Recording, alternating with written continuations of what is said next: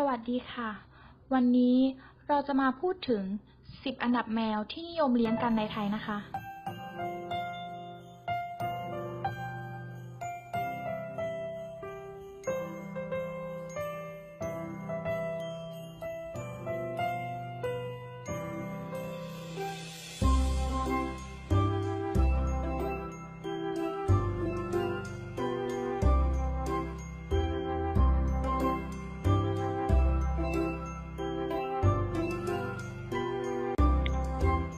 อันดับที่ 10 แมวเบงโกลแมวเบงโกลเป็นสายพันธุ์แมวที่มีลวดลายสวยงามคล้ายกับลูกเสือตัวน้อยๆมีลักษณะรูปร่างเพียวยาวช่วงสะโพกมีความสูงกว่าหัวไหล่ปลายหางชี้ลงใบหูกลมสั้นตาลูกไข่มีช่วงปากกับจมูกกลมกว่าแมวบ้านทั่วไป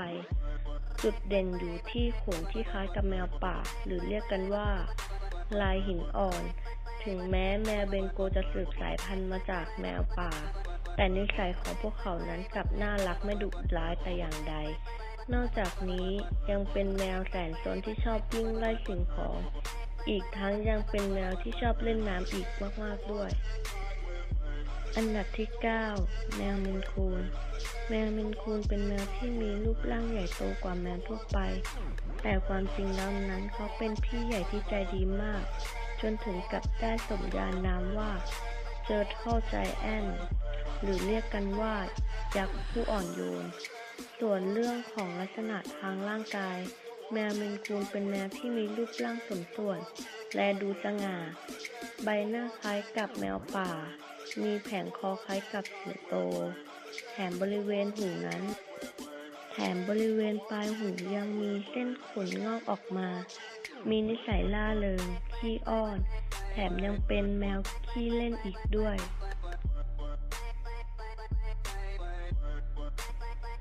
อันดับที่ 8 แมวเอกโซติกเป็นผู้สืบเชื้อสายมาจากแมว2 สายพันธุ์ระหว่างแมวเปอร์เซีย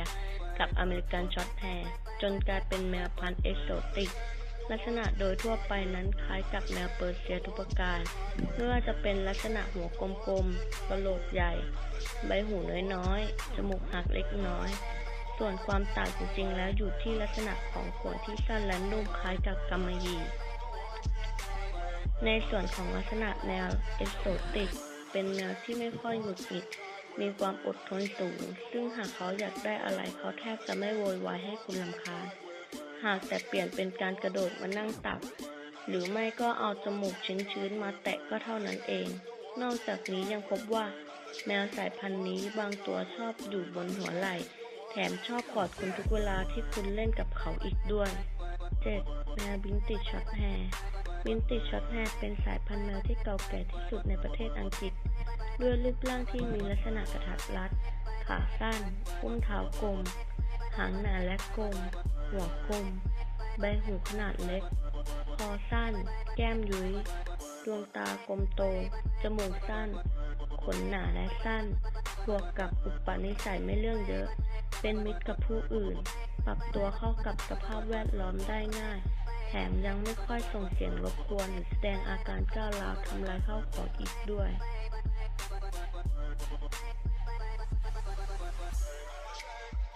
อันดับที่ 6 แมวขาวมณีแมวสายพันธุ์ขาวมณีมีขนสีขาวตลอดทั้งตัวในตาทั้งสองข้างมีสีฟ้าสีเหลืองอำพันหรือไม่ก็ตา2 สีศีรษะมีลักษณะกลมใหญ่คล้ายลูกหัวใจจมูกสั้นหูตั้งใหญ่โคนหางใหญ่แต่มีปลายแหลมชี้ด้านลักษณะนิสัยเป็นแมวช่างประจบประแจงขี้อ้อนชอบเข้ามาคอเคลียร์และจะคอยสังเกตเจ้าของตลอดไม่ว่าจะทำอะไรอยู่ก็ตามอันดับที่ 5 แมวโคราชมีชื่อเรียกอีกมากมายไม่ว่าจะเป็นแมวมาเลย์แมวดอกเหลาแมวสีสวัสดแมวสายพันธุ์นี้ติดอันดับ1 ใน 17ของแมวมงคลของไทยลักษณะแมวโคราชจะมีขนเรียบโคนขนสีเทาขุ่นๆปลายขนเป็นสีเงินประกายมีสีแบบนี้ตลอดตั้งแต่หัวจรดปลายหางใบหน้ารูปหัวใจหน้าผากใหญ่และแบนหูตั้งปลายหูมนโคนหูใหญ่ ลักษณะนิสัยชอบประจบ ชอบสร้างอาณาจักร ฉลาด แสนรู้ มีความจำเป็นเลิศ อันดับที่ 4 แมววิเชียรมาศ สยามมิส แมวสายพันธุ์วิเชียรมาศนี้เป็นแมวไทยที่คนต่างชาติรู้จักกันดีในชื่อสยามมิสแคทหรือแมวสยาม ว่ากันว่าแมววิเชียรมาศเป็นแมวที่ให้โชคให้ลาภกับเจ้าของ ลักษณะของวิเชียรมาศนั้นจะมีจุดน้ำตาลเข้ม9จุดอยู่บนตัวได้แก่ ปลายเท้าทั้ง 4 ปลายหูทั้ง 2 ปลายหาง บนจมูก และที่อวัยวะเพศ ด้านลักษณะนิสัยก็คล้ายคลึงกับแมวทั่วไป คือ ฉลาด ปราดเปรียว คล่องแคล่ว มีความเป็นตัวของตัวเองสูง แต่ในขณะเดียวกันก็มีความสุภาพอ่อนน้อม เป็นแมวขี้อ้อน ชอบประจบประแจงเป็นที่สุด อันดับที่ 3 แมวสกอตติชโฟลด์ สกอตติชโฟลด์เป็นแมวที่มีถิ่นกำเนิดมาจากประเทศสกอตแลนด์ เป็นแมวที่ศีรษะกลม หูพับหรือตั้ง มีทั้งแบบขนสั้นและขนยาว ลักษณะนิสัย น่ารัก อารมณ์ดี ค่อนข้างสุภาพเรียบร้อย มีความกระตือรือร้น แถมยังขี้อ้อนแบบสุด เป็นแมวที่ไม่ค่อยส่งเสียง จัดเป็นแมวต่างประเทศที่เลี้ยงง่ายสายพันธุ์หนึ่งเลยก็ว่าได้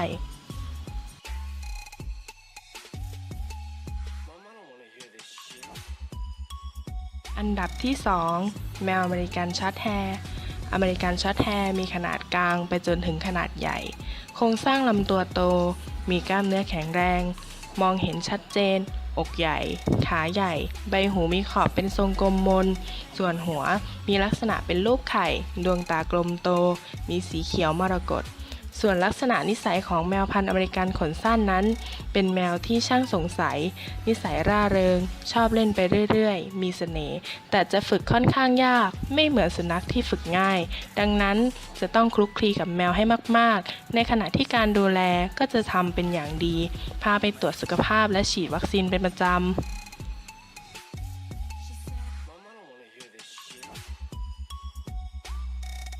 อันดับที่ 1 แมวเปอร์เซีย แมวเปอร์เซียเป็นแมวสายพันธุ์ต่างประเทศสายพันธุ์แรกที่ถูกนำมาเลี้ยงในประเทศไทย ซึ่งสายพันธุ์นี้ได้รับความนิยมอย่างมากในกลุ่มของคนที่รักแมว เพราะด้วยความที่หน้าตาของเจ้าเปอร์เซียนั้นน่ารัก แถมยังมีนิสัยอ่อนโยน เข้ากับคนอื่นได้ง่ายร่าเริง ซุกซน ชอบการปีนป่ายไปตามจุดต่างๆ เพื่อหาของมากัดเล่น และถือว่าเป็นแมวที่ช่างประจบประแจงเจ้าของเอามากๆ โดยลักษณะและพฤติกรรมทั่วไปของแมวเปอร์เซียเป็นแมวที่มีลำตัวขนาดกลางถึงขนาดใหญ่ โดยจะมีกระดูกที่ใหญ่และแข็งแรง จะมีลักษณะของหัวและหน้าที่กลม มีหน้าผากโหนก แก้มเต็ม ดวงตากลมโต และอยู่ในตำแหน่งที่ห่างกัน ที่สำคัญคือจมูกที่หัก คือจะสังเกตได้ง่าย เมื่อมองจากด้านข้าง